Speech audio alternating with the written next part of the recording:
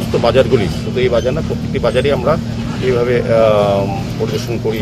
প্রয়োজনে যারা বেআইনিভাবে দখল করে রাস্তা বন্ধ করে ব্যবসা করে তাদের আমরা সরিয়ে দেওয়ার চেষ্টা করি। বিশেষ করে যখন কোনো ফায়ার ইনসিডেন্ট হয়, যাতে ফায়ার ব্রিগেড ঢুকতে পারে, অ্যাম্বুলেন্স ঢুকতে পারে এবং প্রয়োজনীয় ব্যবস্থা গ্রহণ করা যায়, এদিকে লক্ষ্য করতে বাজারটাকে সাজানো হবে। বাজারটাকে এইভাবেই এই কারণে পরিষ্কার করা হচ্ছে।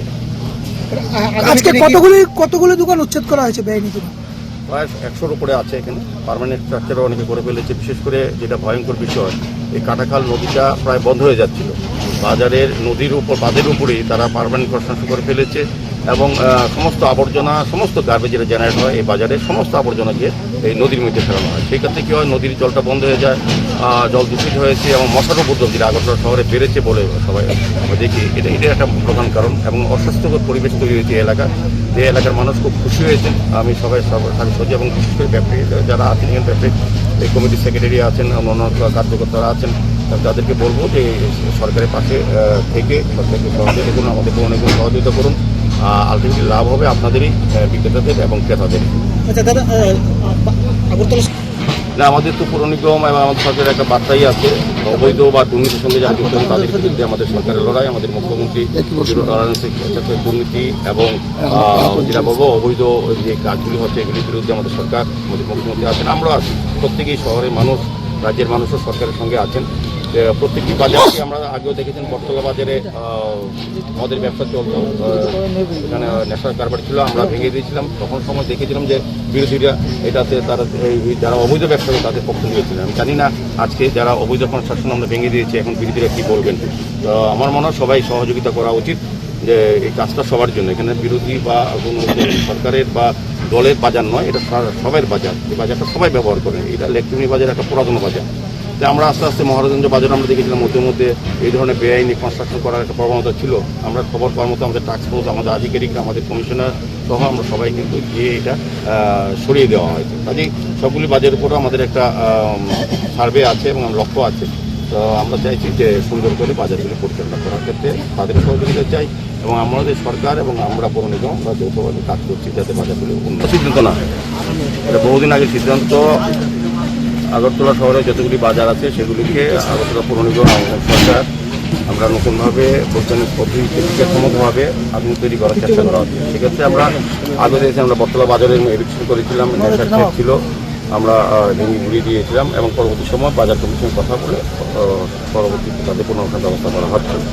সেরকম ইলেকট্রনিক বাজারও আমরা অনেকবার ভিজিট করেছি। এখানে এই এলাকার লোকের কিছু অভিযোগ ছিল, এখানে যারা সন্নিগত ক্লাবগুলি ছিল তাদেরও কর্মকর্তারা অভিযোগ করেছেন, এলাকাবাসী করেছেন এবং বাজারের ভিতর থেকে অনেক লোক বলেছেন যে বাজারে কিছু অবৈধভাবে ব্যবসা চলছে, বাজার দখল, রাস্তা দখল করে ব্যবসা করা হচ্ছে। আমি নিজেও এসে দেখেছি কথাটা ঠিক, যে স্বাচ্ছন্দ্যে যে ক্রেতারা ঢুকতে পারেন না বা কিংবা যারা বিক্রেতা তাদেরও অসুবিধা হচ্ছে। সার্বিকভাবে বাজার কমিটিকে আমরা বলেছিলাম যে নিজেদের উদ্যোগে কিছু নিজেরা উদ্যোগ দিয়ে সরিয়ে দিয়েছিল, কিন্তু আমাদের যে সিদ্ধান্ত বা আমাদের যে দেখার পর যেটা আমার সার্ভে করা হয়েছে, 2বার সার্ভে করেছি, দেখেছি এখানে প্রায় 100-র উপর দোকান আছে যেগুলো অবৈধভাবে কোনো ট্রেড লাইসেন্স নেই, তৌজি নেই এবং সরকারি জায়গা, বিশেষ করে আরও ভয়ানক বিষয় নদীর বাঁধের উপর এগুলি পার্মানেন্ট কনস্ট্রাকশন করে ফেলেছিল। তো যাই হোক, এগুলি আমরা সিদ্ধান্ত নিয়েছি আগরতলা পৌর নিগমের পক্ষ থেকে। আমরা আজকে গতকাল ভোররাত্রি থেকে আমরা এভিকশন শুরু করেছি, এখনও কাজ চলছে। আরও 2-3 দিনের মধ্যে সমস্ত জায়গাটা বাজারটা পরিষ্কার করা হবে। তবে আমি এটা বলবো যে বাজারের এই উন্নয়নে আমি বাজার কমিশনার যারা আছেন এই এলাকাবাসী তাদের সাথে কথা বলে সার্বিকভাবে বাজারটা আমরা নতুনভাবে সাজানোর চেষ্টা করব এবং আগামী দিনে যাতে এইভাবে অবৈধভাবে এই সরকারি জায়গা দখল করতে ব্যবসা না করেন সেদিকেও লক্ষ্য রাখার জন্য বলবো এবং আমাদের সরকার এবং আগরতলা পৌর নিগম আমরা কিন্তু এদিকে লক্ষ্য রেখে এই ব্যবস্থা গ্রহণ করবো। আজকে এটা করেছি। তো আমি বলবো যারা এখানে ব্যবসায়ীরা ছিলেন, ব্যবসায়ী বন্ধুরা ছিলেন, তারা দীর্ঘদিন ধরে এখানে তাদের জীবন জীবিকা এই ব্যবসার উপর চলতো, সংসার চলতো। আমাদের সরকার, আমাদের মাননীয় মুখ্যমন্ত্রী প্রফেসর মানিক শাহ নেত্রী সরকার, আমরা খুব মানবিক, উনিও মুখ্যমন্ত্রী সমস্ত সময় আগরতলা শহর উন্নয়ন, রাজ্যের উন্নয়নের সঙ্গে আগরতলা শহর উন্নয়নও উনি আমাদেরকে পরামর্শ দেন, নির্দেশ দেন। তো আমরা বলবো যে যারা ক্ষতিগ্রস্ত বা অবৈধ ব্যবসা করতেন অনৈতিকভাবে, তবুও তাদের মানবিক দৃষ্টিকোণ থেকে আমরা পরবর্তী সময় যাতে তাদেরকে ব্যবসা করার সুযোগ দেওয়া যায় আইনসম্মতভাবে, সেদিকে আমরা লক্ষ্য রেখে কাজ শুরু করব। তো ব্যবসায়ীদের আমি বলবো ধৈর্য ধরতে, আমরা 1 মাস সময় লাগবে বাজারটা সমস্তটা পরিষ্কার করে একদম জায়গা কোন জায়গায় কাজও বসানো যায় এবং তারা ব্যবসা করতেন, যাতে নতুন করে কোনো ব্যবসায়িক তালিকা তৈরি না হয় সেদিকে লক্ষ্য রাখতে হবে। যারাই ব্যবসা করতেন তাদেরকে দেওয়া যায় কিনা আমরা লক্ষ্য রাখবো। জানি না কংগ্রেস সভাপতি কোথায় থাকেন। আমাদের মুখ্যমন্ত্রী বলে আমরা তো উন্নয়নের কাজ করি। আমাদের মুখ্যমন্ত্রী ডক্টর মানিক সাহেব বলেছিলেন বিরোধীদের চোখের ছানি অপারেশন করা প্রয়োজন সবচেয়ে প্রথম, তারপর তাদের কথা বলা উচিত। আজকে এসে দেখা উচিত যে আগের বাজেটটা আপনাদের আমি অনুরোধ করব, যখন আপনারা স্ক্রিনে দেখাবেন নিউজটা, আগের রেকনি বাজেট পজিশনটা দেখাবেন, এখনও পজিশনটা দেখাবেন, দেখবেন বিরোধীরা বুঝবে। আর বিরোধীরা তো উন্নয়ন দেখেন না, বললাম তো চোখের স্থানীয় অপারেশন করতে হবে।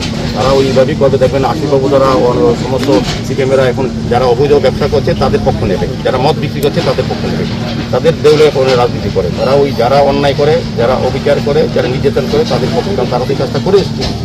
এখন দেখুন আজকে ইলেকশনের জন্য কাঁদবে ব্যক্তিদের জন্য, ব্যক্তির জন্য আমাদের সরকার, আমরা চেষ্টা করবো করার জন্য, আমরাই তাদেরকে বসার ব্যবস্থা করে দেবো সুন্দরভাবে, যাতে তারা পরিবারে চলতে পারে। বিরোধীরা বলবে না, বিরোধীরা বরং তাদেরকে যাতে না পায় সে ব্যবস্থা করবে। বললাম তো তাদের কোনো কাজ নেই।